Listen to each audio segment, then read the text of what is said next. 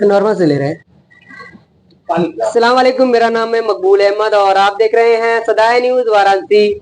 आज हम social work team से जुड़ चुके हैं और बात करेंगे जिस तरह से सोशल मीडिया पर और तमाम जगहों पर ये चीजें चल रही है और बराबर बुनकर बिरादराना तंजीम की जो छोटी कमेटी, मोहल्ले कमेटी, जो इसरार साहब है नटीम लीग के, उन्होंने ये पहल शुरू की है। वो एक महीने से इसमें लगे थे कि निकाह को सस्ता और आसान बनाया जाए और कम खर्चीले वाला बनाया जाए, ये खर्चा कम हो।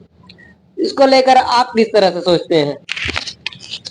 ये बहुत अच्छी पहल है। इस पहल में हर लोग को हिस्सा लेना चाहिए और जिस तरीके से भी हो सके इस मुहिम में हिस्सा लेकर इसको एकदम आखिरी दर्जे तक बंद कराना चाहिए। तो क्या लगता है फिजूल खर्ची हो रही थी निकाह में? बेहद फिजूल खर्ची हो रही थी। जो लॉनों में और तरह तरह की रसूमात में जो पैसे खर्च हो रहे थे उसको छोड़कर अगर दीनदारी के मामले में अगर पैसा खर्च होता, तालीम में अगर पैसा खर्च होता और दीगर इदारों में पैसा अगर खर्च होता तो आज हमारी नस्लों का मुस्तकबिल बन सकता था। इदारे तो लोगों ने बनाए, बुजुर्गों ने कई इदारे बनाए हैं बनारस के अंदर। इदारे बनाए हैं लेकिन उसको डेवलप करने की जरूरत है। जो इदारे चल रहे हैं उसमें और थोड़ा और उसको डेवलप करने की जरूरत है। उसमें थोड़ा और कि जो चल रहा है इस वक्त, जैसा माहौल चल रहा है उस एतबार से, जैसे लड़कियों का मामला है, लड़कियों का भी अलग से होना चाहिए और लड़कों का भी अलग अलग से होना चाहिए और उसमें दीनी तालीम के बावजूद दुनियावी तालीम को आला दर्जे पर दिलाने की जरूरत है। ऐसे में क्या क्या चीजें जो है फिजूल है इसमें, जो निकाह इसमें हो रहा है? निकाह में सबसे बड़ी फिजूल तो है ही है, दीन इस्लाम में भी नहीं है। सबसे पहली बात तो बारात गलत है। बारात को लाना और बारात में लोगों को लेकर जाना और हल्ले उल्ले के साथ बारात को जाकर उसमें शरीक होना, फिर उसके बाद उसमें और रसूमात शामिल करना जैसे जूता चोराई वगैरह और बहुत सारी रसूमात को जोड़ देना। उसमें लड़की वाला अगर स्टेब्लिश नहीं है, पैसे वाला नहीं है तो उसके लिए समझ लीजिए कि बहुत बड़ी मुसीबत का सबब है। कितने लोग ऐसे हैं जो कर्जदार हो चुके हैं, कितने लोग ऐसे हैं जो लोन ले चुके हैं, कितने लोग ऐसे हैं जो अपने मकानात को बेच चुके हैं, कितने लोग ऐसे हैं जो कर्ज के बोझ में इस कदर दबे हुए हैं कि बनारस छोड़कर पलायन कर चुके हैं। इसमें पलायन की भी यही मेन वजह है कि जो बारात और शादियों का जो फिजूल खर्च इतना बढ़ चुका है कि एक छोटी फैमिली अपना खर्च नहीं उठा पाने की वजह से पलायन कर रही है कि किस लिए हम खर्च अपना जो है हमारे घर की जो फैमिली बढ़ रही है उसको किस तरीके से हम उसको चलाएंगे, किस तरीके से अपनी फैमिली बैकग्राउंड को बनाएंगे, इसलिए वो पलायन करने पर मजबूर हैं। क्या लगता है कि ये कब से शुरू हुआ है फिजूल खर्ची? फिजूल खर्ची लॉकडाउन में तो थोड़ा इसका रोका हुआ था बीमारी की वजह से, लेकिन लॉकडाउन जैसे ही खत्म हुआ लोगों ने ऐसा लगा कि उनके अंदर एक ताकत सी आ गई और बेइंतहा फिजूल खर्ची, जहाँ कि खोज खोज कर बुक किया गया और बुक करने के बावजूद ऐसी ऐसी रसूमात जो नहीं थी उसको भी बढ़ाया गया। जैसे मान लीजिए लड़कियां अगर एक बार उस विदा हुई गई तो उनको फिर दोबारा अगर अपने घर आई तो फिर उसको रोका जाता है इसलिए कि उनकी पाँव फेरी होगी। अब पाँव फेरी को लेकर इतना बड़ा इंतजाम ताम झाम करते हैं लोग कि अगर एक आम मामूली आदमी है अगर वो नहीं करेगा तो उसको ऐसा लगेगा कि हम क्या नहीं कर रहे हैं, हमारा क्या रुक गया है। क्या लगता है इतना ज्यादा इसमें बढ़ाया गया है? लाइटिंग की व्यवस्था देना, 10 लाख का या 5 लाख का लोन बुक करना, इसको सबसे ज्यादा कौन बढ़ाया है? इसको हमारा जो अमीर उम्रा तबका है वो इसमें ज्यादा मशरूफ है, इसलिए कि उनके पास वो अपने जो मेहमान को बुलाकर अपना ऐशो इशरत दिखाने के लिए इतना बढ़ावा करते हैं कि उनके में कोई इंतहा नहीं है। 5-5 तरह का स्टार्टर चल रहा है, कोई दिक्कत नहीं है और तरह तरह के उसमें पकवान बढ़ रहे हैं। पकवान के बावजूद अब उसमें पता लगा कि वो चल ही रहा है, जो चर्रा बर्रा है ही है, फिर उसके बाद कबाब भी चल रहा है। इस कदर उसमें बढ़ोतरी कर रहे हैं कि कोई इंतहा ही नहीं है। तो इसमें ये चीजें किसके लिए बताई गई है? जो अमीर उमरा है उसके लिए, मिडिल क्लास बुनकरों के लिए ये फिजूल खर्ची जो इसका दोनों लोगों के ऊपर अच्छा असर पड़ेगा, क्योंकि जो ज्यादा मालदार है उनको चाहिए कि अगर आपके पास मालदारी है, आपके पास पैसा है तो आप क्यों नहीं आप उसको महर के लिए आप महर में तो पीछे हट जाते हैं। महर आप उधार रखते हैं, महर को अदा करने के लिए आपके पास पैसा नहीं होता। आप जितना मालदार हैं, आप लड़की को उतना ज्यादा मेहर अदा करिए। जो सुन्नत के मुताबिक जो चाल चलन है उसको अपनाइए, ना कि फिजूलियात में जाइए और रस्म रिवाज में जाइए। तो ऐसे में क्या बुनकर समाज में और कोई मुद्दा नहीं रह गया कि अब इसको लेकर लोग बैठक कर रहे हैं? अच्छी बात है, लेकिन बुनकर समाज में बिजली के द्वारा, विभाग के द्वारा शोषण होता है, बुनकरों की मजदूरी कम है, ऐसा कई लोग बता रहे हैं, और बुनकरों को समय पर पैसा भी नहीं मिलता है, गरीब बुनकरों को। तो ये बुनकर का रोजगार भी नहीं चल रहा है। क्या ये सब मुद्दे नहीं है जिस पर बैठ कर बात किया जा सके? बुनकरों का मुद्दा तो है ही है, लेकिन जो फिजूल खर्ची है अगर उसको रोक लेंगे तो बुनकर जो कमा रहा है उसमें चलाने में, उसकी घर को चलाने में उसको बहुत आसानी हो जाएगी। और जब आसानी होगी तो उसको हर काम करने में उसको सहूलत मिलेगी। सबसे बड़ा मुद्दा आज जो लड़कियों का भागने का है, यही शादी का मुद्दा है। और शादी के मुद्दे को जब हम रोकेंगे, धीरे धीरे हर मुद्दे को हम लोग धीरे धीरे इसमें जोड़कर अपना कम करते रहेंगे। मेन जो मुद्दा है इस वक्त ये तो यही है।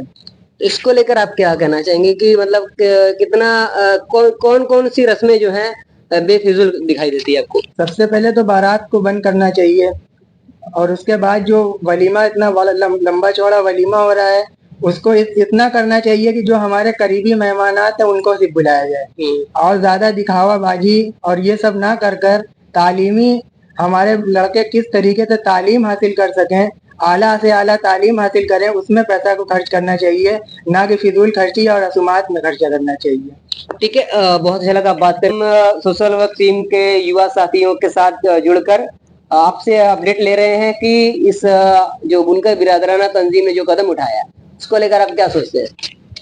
शादी विवाह के फिजूल खर्ची। जी, इन्होंने जो कदम उठाया ये बहुत अच्छा कदम है। और बुनकर कॉलोनी में अभी 5 तारीख को इसकी मीटिंग हुई थी, हम लोग गए भी थे वहां पे। तो बल्कि बुनकर कॉलोनी वालों ने तो फैसला भी सुना दिया था कि हम लोग अब ना तो बुनकर कॉलोनी से ना तो बारात जाएगी, ना ही बारात आएगी। और ये बहुत अच्छा फैसला था। लेकिन सरदार साहब यूं मतलब वहां पे मौजूद थे, तो सरदार लोगों का कहना था कि भाई ये जो फैसला है ये सरदार की तरफ से होना चाहिए, ताकि ये बुनकर कॉलोनी में ना होकर पूरे बनारस में मतलब हर जगह ये चीज नाफिज हो जाए कि ना बारात आएगी ना जाएगी। तो इसके लिए उन्होंने 12 तारीख का ये डेट तय की है। 12 तारीख को इसका फैसला आएगा इंशाल्लाह। अच्छा। और ये फैसला इंशाल्लाह कुरान हदीस की रोशनी में रहेगा। तो ऐसे में क्या किस तरह की फिजूल खर्ची हो रही थी, आप बता दीजिए। फजूल खर्ची में मतलब ये था कि जैसे बारात जा रही है तो एक तो लड़की वालों के यहाँ बिना मतलब का, जबकि कुरान हदीस से ऐसा कुछ भी नहीं मिलता है कि लड़की वालों के यहाँ कोई खर्चा होना चाहिए, तो लड़की वालों के यहाँ ही बहुत ज्यादा बर्डन हो रहा था। तो जिसकी वजह से निकाह उनके मतलब लड़कियों के यहाँ शादी में लेट हो रही थी, क्योंकि उनको बारात का इंतजाम करना तो यही बहुत भारी पड़ जा रहा था। फिर उसके बाद दहेज का भी इंतजाम करना, ये सारी चीजें क्या थी, ये सब फजूल खर्ची में ही है। तो इसकी वजह से लड़कियों के शादी में भी लेट हो रही थी, ये सारी दिक्कतें थी। ऐसे लेकर लोगों का कहना है कि बराबर ये जो फैसला लिया गया है, इसके लिए जो मंथन अभी हो रहा है, ये कई साल पहले होना चाहिए था, क्योंकि ये 20 शादी का सीजन पूरा खत्म हो चुका है। हाँ, ये बात तो सही है कि पहले होना चाहिए था, और इस पे लोग कोशिश कर भी रहते हैं, लेकिन नहीं हुआ। लेकिन मैं ये कहूंगा कि जब जागो तभी सवेरा। अगर अभी भी जाग गए हम, अब से भी अगर इसको करना शुरू कर देंगे तो इंशाल्लाह आगे की नस्ल तो सुधर जाएगी, आगे तो लोगों के लिए आसानी हो जाएगी ना। तो अभी भी सही है, जब जागो मतलब उसको करना चाहिए। अब ये नहीं कि अब आज से फिर आगे नहीं बढ़ना चाहिए, बस ये कोशिश करें कि 12 तारीख को इसमें फैसला आ जाए। मैं तो कहता हूँ ना कि पुरानी बातें छेड़ने से कोई मतलब नहीं है। अभी फिलहाल जो जो जिस मुद्दे पे बात हो रही है वो बेहतर है कि पहले क्या हुआ। जैसे लोग अक्सर होते हैं ना कि भाई पहले इतना कुछ कर चुके, ये कुछ कर चुके, वो छोड़ दीजिए। तो बहुत सारे लोग होते हैं एक समय के बाद बदलाव आता है उनकी जिंदगी में, लेकिन जब भी बदलाव वो बेहतर है, हम इसका स्वागत करते हैं इस बदलाव का। अच्छा, ऐसे में आपके हिसाब से क्या क्या फिजूल खर्चियां थी और कौन ज्यादा कर रहा था? देखिए, ये फिजूल जो खर्ची ना हर आदमी अपने स्टैंडर्ड के हिसाब से कर लेता है। गरीब भी कर लेता है, अमीर भी कर लेते हैं। ठीक है, मेरा बस एक सीधा सा कॉन्सेप्ट है, जो काम मैकरी कर सकती है उसमें लतर का क्या जाओ। ठीक है, जो काम सादा पर्दा कर सकता है उसमें सजावट का क्या जाओ। ये हर वो चीज जो एडिशनल होती है जिसका कोई मतलब नहीं होता ना, तो वो फिजूल खर्ची में। जैसे आप सोच लीजिए बस व्हाइट कलर का टेंट लगा दें, अब वो लग गया, वो ठीक है भाई, आपने ओपन में नहीं खिला सकते, अजीब सा लगेगा, सब लोग देखेगा, आपने उसको एक टेंट कर दिया, घेर दिया। लेकिन उसमें दुनिया भर की, अब सोचिए जो टेंट 20,000 में लग सकता है, आप उसमें 2 लाख लगाए, क्यों लगाए? वो जो 1,80,000 ये फिजूल खर्ची है। आप जो काम 2000 की मैत्री से लगवा सकते हैं आप, उसमें 20,000 रुपया सजावट में लगाए, जो 18,000 एडिशनल है वो फिजूल खर्ची है। ठीक है, ये चीजें फिजूल खर्ची है। अच्छा, तो ऐसे में सोशल वर्क टीम जो है वो क्या मतलब अगला कदम इसको लेकर क्या कुछ मुहिम चलाएगी जिस तरह सरदार साहब लोग? बेशक बेशक, क्योंकि हम लोगों का अल्हम्दुलिल्लाह 1 साल से यही मेंटालिटी थी कि ऐसा नहीं कि हम लोगों का बस एक ही पैटर्न था, हम लोगों का पैटर्न ये था कि जो भी हो शुरू करो। तो इस शुरू करने के तहत हम लोगों ने अल्हम्दुलिल्लाह बहुत सारे काम किए हैं और तय ब तय उस काम को करते भी आ रहे हैं। एक हम लोगों के कॉन्सेप्ट में ही था कि हम लोग ज़्यादा से ज़्यादा आलिम को इकट्ठा करेंगे और चाहेंगे कि ये चीज़ बिल्कुल खत्म हो जाए। देखिए, जो चीज़ आसान है और इस्लाम बिल्कुल फितरी दीन है, यानी वो ऐसा दीन है कि जो अप्लाई करता है हर जगह, एक कहीं ना कहीं लॉजिक को अप्लाई करता है, ये जरा सा भी लॉजिक के खिलाफ नहीं होता। अब इसके इस्लाम के मिजाज को आप समझिए, इस्लाम के मिजाज को समझिए कि आपके पास जो आता है वो खुशी अख्तियार करता है। यानी मुझे बेटा हुआ, बेटी हुई तो मैं अकीका करूंगा, ठीक है।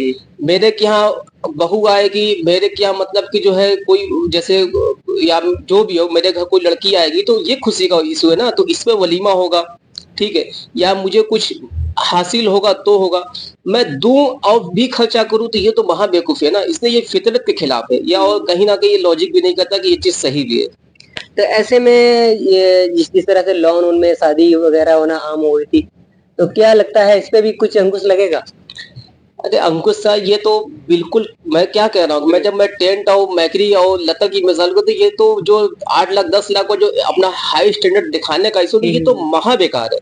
मतलब इसका जिसका कोई मतलब ही नहीं है, जिसका कोई सेंस ही नहीं बैठता है, कि ये तो समझ लीजिए कि एक स्टैंडर्ड, मैं क्या कहता हूँ कि जैसे किसी चीज बुरी है, इसको अगर से आपको बढ़ाना, कोई आपको इसका पहचान नहीं करना है। एक आदमी है, नया पैसा कमाए, 2 लाख का लोन बुक करे, उसको ये नहीं कहना कि अब 5 लाख वाला वो ऑटोमेटिक चलेगा। भाई वो मतलब कि जो कमा लिया, 2 लाख का लोन किया, हम कम है क्या उससे? वो या हमने क्या शादी पड़ेगी तो हम 4 लाख वाला होगा। अब वो उसका अपोजिट पार्टी कहेगा, अरे भैया वो कमा लिया का, वो कम है क्या, हम कम है क्या, हमने पास इतना पड़ा, हम 8 लाख वाला करेंगे। अब इसमें चक्कर में बहुत सारे ऐसे भी लोग महंगा महंगा लोन लेते हुए हमने देखा है कि जिनकी हैसियत कुछ भी नहीं है, कर्ज के तले दबे हुए हैं, लेकिन अपने स्टैंडर्ड को दिखाने के लिए, झूठी शान शौकत के लिए ये सब करते हैं। जो पैसा सिस्टम में खून बनकर दौड़ना चाहिए था, वो समझ लीजिए कि ये तो दीमक बन के चाट रहे हैं इस पैसे को, इतनी ज्यादा बर्बादी कर रहे हैं। जो हमारे सिस्टम में खून बनकर दौड़ना चाहिए था, जो गरीबों को, मजदूरों को, जो मतलब कि जो है हमारे जो युवा हैं जिनका भविष्य में संवारना है, इनके लिए वर्क करना चाहिए था। जो हमारे स्कूल है, कॉलेजेस है, मदरसे, इन पे काम करना चाहिए। ये पैसा सिर्फ और सिर्फ बर्बाद कर रहे हैं और सिर्फ दिखवा, इनके हाथ जैसे कहा जाए ना कि बिल्कुल कुछ भी ना लगे। मैं कहता हूँ कि अगर से आपने 2000 लोगों को बुला के खिला दिया, उसके बाद जो है एक दिन सबको मतलब कि जो 2 लाल वाली बोटी, 2 सफेद वाली बोटी, 2 करंची वाली बोटी, उसके बाद जो बकरे का गोश्त और उसके बाद 8 लाख का लोन, उसके बाद खिला दे, क्या बेनिफिट उनको पहुंचेगा? क्या बने? अब दिल पे हाथ रख के सोचिए कि कुछ होगा, सिर्फ उनका पेट खराब होता है, अगले दिन यही होता है, अरे साला जो है पेट सही नहीं है, यही होता है ना। किसी की ऐसा तो थोड़ी है कि 1 इंची बाइसेप बढ़ जाएगी, कि मतलब कि जो 6 डेपोटी स्टार्टर की खाने, कुछ नहीं होता, सिर्फ और सिर्फ सबका पेट खराब होता है। अब सोचिए वहां पे 10 लाख 15 लाख बर्बाद हो गया। इसी तरीके से अगर 100 लोग से 10 लाख से मल्टीप्लाई कर दीजिए, कितना हो गया? उससे कुछ बन सकता है कि नहीं बन सकता है? बिल्कुल बिल्कुल। तो जो बन सकता है हम उसको बना नहीं पा रहे हैं, जो और बल्कि उसको बिगाड़ रहे हैं। तो हमारी पहल यही है कि आप जो भी है कुछ ना कुछ बेहतर सोचे और कुछ ना कुछ बेहतर बनाए। ठीक है, अच्छा लगा बात करके।